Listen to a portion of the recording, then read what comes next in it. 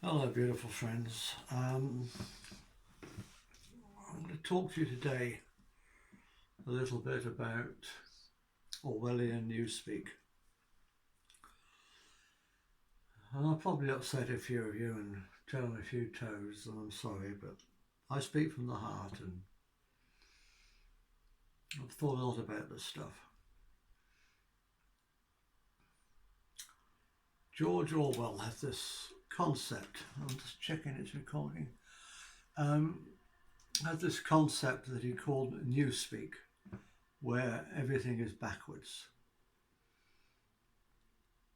where things are deliberately said in such a way as to mislead.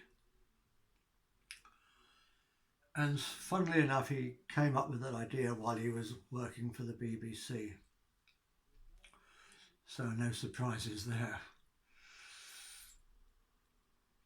And the first example I'm going to give of newspeak is this idea of progressives and populists. You see, there's this idea in politics of progressives, in inverted commas, which basically is a euphemism for left-wing globalists, the woke people, the people who want to unite the world. Beautiful, isn't it? Let's unite the world. And of course, like all, I want to unite the world, but in a different way.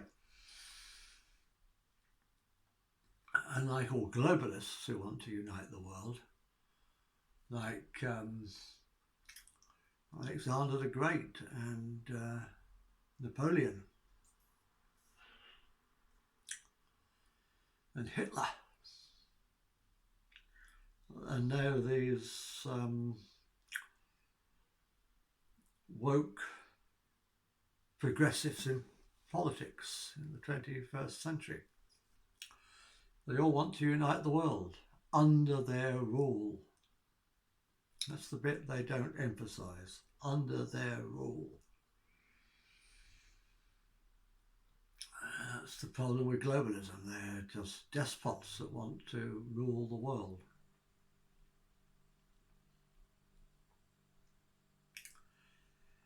And it's all newspeak, where everything is backwards.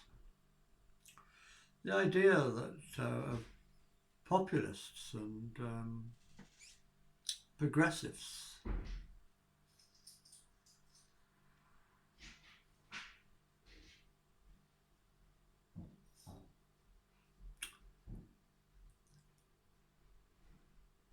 the funny thing is that idea is most prevalent in democratic countries, countries that claim to be democracies.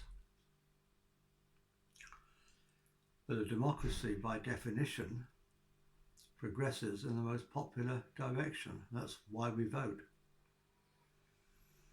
So it's all newspeak. It's all backwards. I don't want to insult anybody's religion, but I will just mention in passing that Jehovah's Witnesses call their teachings the truth, capital T, capital T.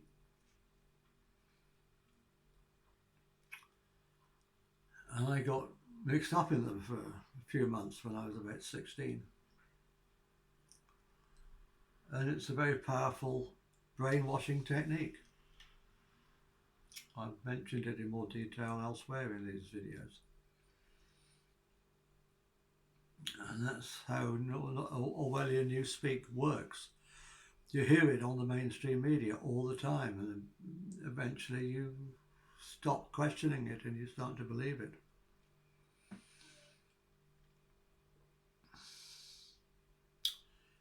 Well, sorry, but we, the electorate, will decide in which direction our country is going to progress, not you lot.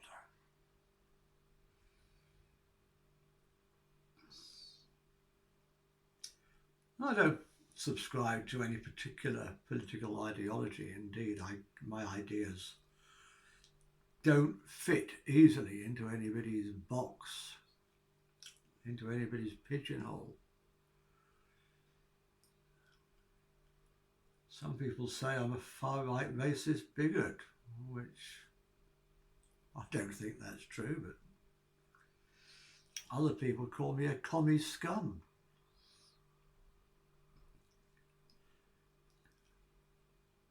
You see, I take what I believe to be true, and it doesn't matter from which camp it's originated.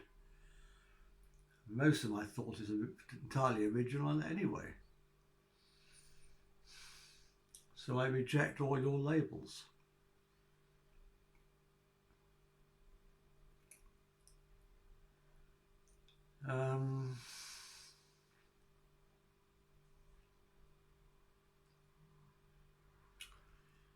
The progressives that want to take down all the national borders and have open borders and destroy all the countries.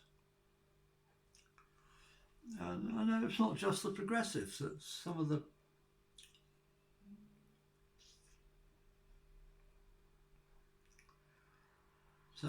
of you anarchists also don't believe in national borders. And you can't understand why I call myself an anarchist, and I do support national borders. And it's because what I'm talking about here isn't an end goal. What I'm talking about here is a strategy. But we'll get on to that more in a minute. As you know, I do talk off the cuff. I talk from the heart. I don't have a script.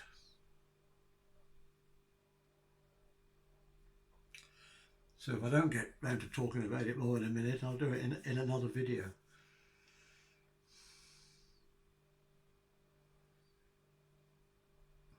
But yeah, I'd love to have open borders eventually. But if we just scrap all the borders now, we'll end up not with no government, not with anarchy, and I'm talking about the proper use of the word anarchy, not the Orwellian newspeak definition of anarchy, which is chaos and disorder, but the correct meaning, which is no government. People do what's right by each other because it's the right thing to do. And I know we're not ready for that yet. But I want to set us on a path towards that.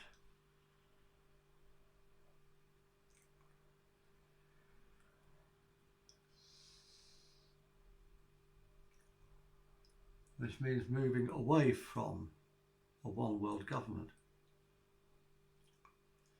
Moving away from supranational political bodies like the UN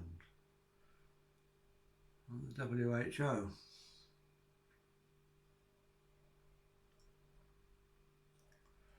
Which is set, and the EU on a smaller scale, which are all set up to push for these globalist ideals. So let's talk about globalism and let's talk about nationalism. And you know, if you've read my book, that I define nationalism for me, in the way I talk about it, just to mean the opposite of globalism, nothing else. The idea that all nations should be free and independent, cooperating together informally.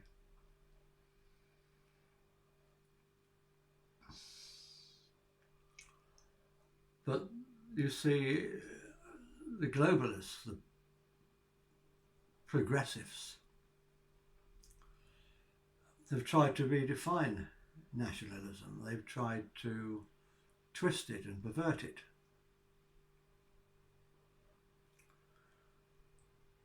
To fit their own agenda.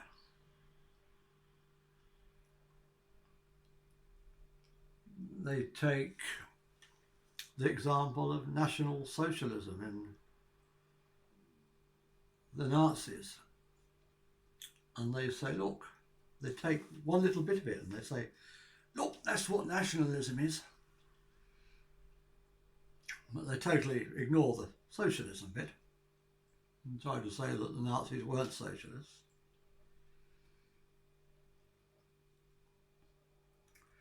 Cherry picking, to say the least. They've got this Orwellian newspeak term, this oxymoron that they use, white nationalism, which is deliberately designed to confuse people's minds with the ideas of nationalism, to conflate the ideas of nationalism and white supremacy, which are not in any way connected. But you read the academic papers, you'll think that they are connected. Because, of course, the academia, we're supposed to believe that academia is impartial, but it isn't. It's been infiltrated since World War II, if not before, by progressives, by those who want to push this totalitarian agenda. And so these peer-reviewed papers have been written by progressives and peer-reviewed by progressives. So of course they're biased, full of lies. It's all Orwellian newspeak where everything is backwards. Well, that's what they want you to believe. A nationalist wants his country to be free and independent for all the people who live in it, regardless of race, religion or gender. But that's not the definition of nationalism that the newspeak people want to give you. So I'm not trying to tell anybody what to think. I'm just trying to encourage people to think. Not to take anything, including what I say, on face value, but to dig a bit deeper, do a little bit of thinking about it. Compare it with your own ideas and your own experience. And decide for yourself whether it makes sense to you or whether it doesn't. One of the things they push in this progressive, this is what I was saying before, wasn't it? This open borders idea that even the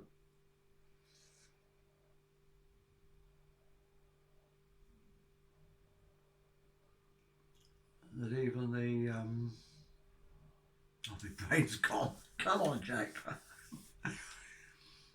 This idea of open borders that even the anarchists seem to want.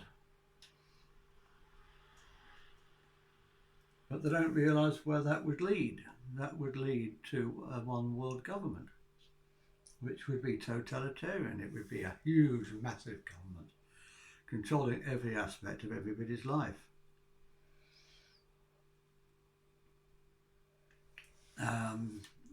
Progressives want to push this idea of multiculturalism, which is backwards. And I'm called a racist because I object to multiculturalism. Because they conflate the idea, they're trying to conflate in your head the ideas of multiculturalism and multi-ethnicity. I don't mind multi-ethnicity. I'm happy for my country to be multi-ethnic. I don't care where people have come from. If they've chosen to come to my country because they love my country just the way it is, then they're very welcome. I don't care where they've come from. But multiculturalism, the idea that you can move to somebody else's country, and if you don't like the word country, then just say place. Somebody else's place. Somewhere on the world where there were already people there before you got there. If you go there with the intention of pissing all over the people who were there before you, that's not right. My book is called Love Not Fear, and it explores ways that we can live together without scaring the crap out of each other.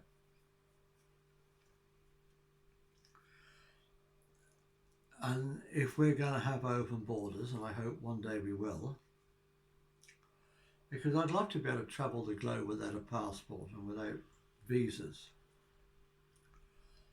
And if I want to do that, then I've got to let everybody else on the planet do that too. It would be paradise. But first we've got to learn how to travel and settle respectfully.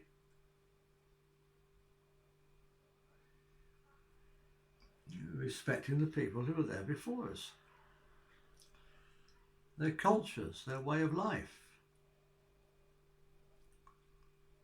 I've travelled the world and I've always fitted in and been accepted because I've always tried to fit in. I've always learnt their ways, revelled in their culture, not rebelled against it.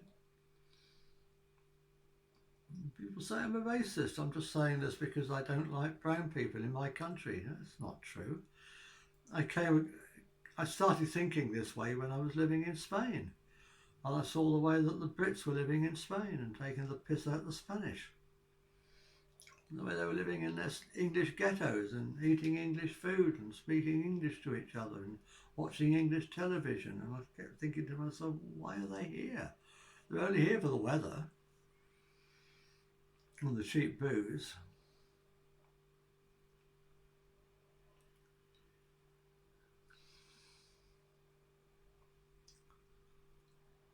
And yes, of course I object to brown people moving into Britain and Europe and not respecting our traditions. And another example I give of, I always say that when you travel, the newcomers should always adapt to the people who were there before them. Never ask the people who were already there to adapt to you.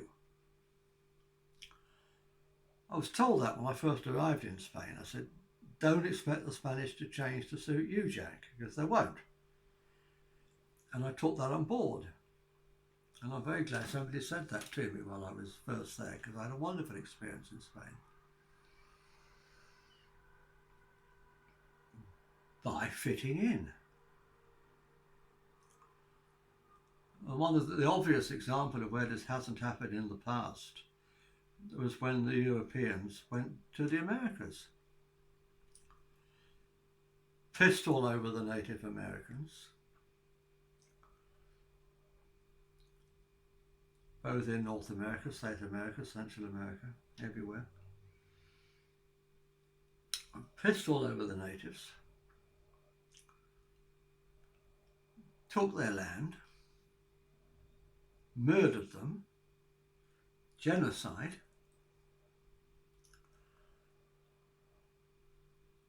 thousands died in the Trail of Tears when they were forced to relocate.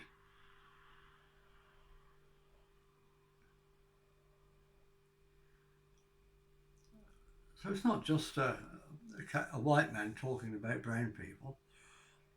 I call it out wherever I see it. And in that case, it was white people and Hispanic people doing it to Native Americans. And something similar happened in Australia, of course.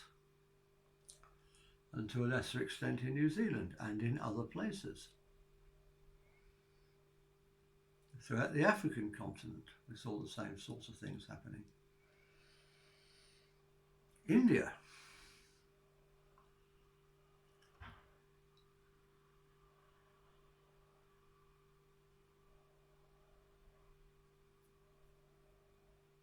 So until we can find a better way of travelling and settling in peace and with respect, we can't have open borders. And then you have this concept of racism. You're a racist. It's this really stupid term. Okay, it may mean something in America. Doesn't mean anything at all in Britain and Europe. The descendants of the blackfellas were kidnapped and taken over there against their will as slaves in the democratic southern states. Yeah, I'm not saber-rattling for any political party, but that's another part of Orwellian newspeak. If you listen to the media, you think it was the Republicans that were the bad guys. It was the democratic southern states that had the slaves, and it was the Republican North that invaded the southern states and freed the slaves. So that's just a by the by. The Ku Klux Klan was the military wing of the Democratic Party. Just think about that.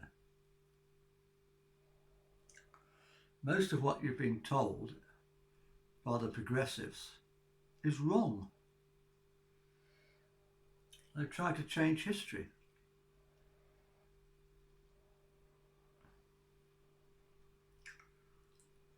So yeah, if you live in an American area and you don't like black people, then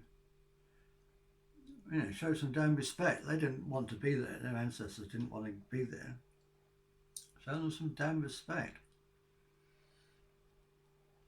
But here, very few of the black and brown people living in Britain now were ever slaves. Very few of them have slave ancestry. They've come here because they've chosen to come here. So it's a totally different situation. And if they come here and treat our people and our culture with disrespect, and that causes resentment, and that resentment manifests as racism, and instead of just demonizing people as being racist, wouldn't it make more sense to try and find out what the root cause is and fix it?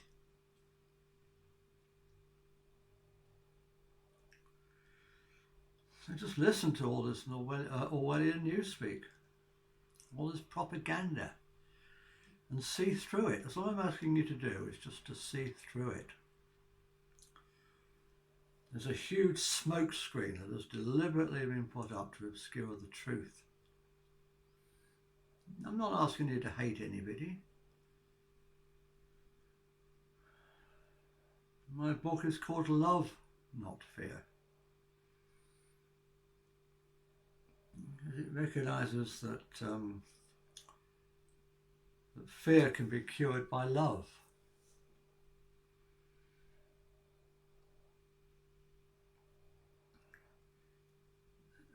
If you want to, there are roughly 200 countries in the world, round figures. It varies a little bit year to year. As different countries gain independence or lose their independence. Roughly 200. Now I want to see a world where there are 200 unique cultures and 200 unique countries and 200 unique political systems. And everybody in the world is free to go and settle in any country they love, just the way it is, and don't want to change.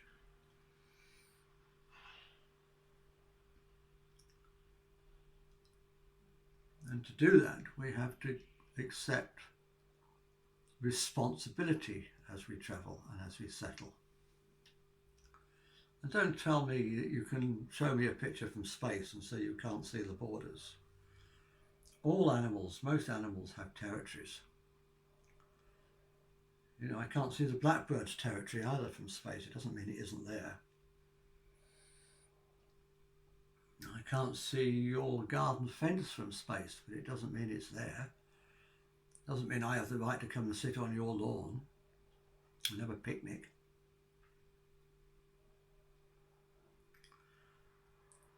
So please don't buy into left-wing or right-wing propaganda.